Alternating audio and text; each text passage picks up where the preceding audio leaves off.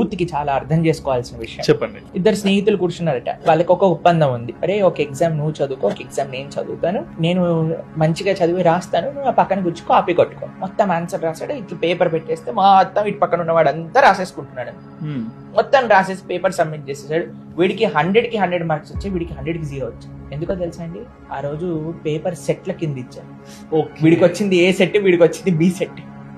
కాబట్టి వాడేదో చేస్తున్నాడు అని దాన్ని చూసి నేను కూడా అదే కాపీ కొడతానని మనం ప్రయత్నం చేస్తాం. That may not work for you. ఈ ఏవైతే social media attractions, social media fame, మనం ఏదైతే హీరోలు హీరోయిన్లు చేసే పనులని మేము కూడా దానిలాగానే చేసుకుంటాము అని అంటే, మనకు తెలుగు సామెత ఉంది తెలుసా, పులిని చూసి నక్క వాత పెట్టుకుంది అని. అలా అవుతుంది మన పరిస్థితి. రియాలిటీ ఏంటి, మన బాధ్యత ఏంటి, మన ఆరోగ్యం బాగుందా, మన ఫ్యామిలీ రిలేషన్షిప్స్ బాగున్నాయా, మనం ధర్మం కోసం, దేశం కోసం, సమాజం కోసం ఆలోచిస్తున్నామా? This is reality of life.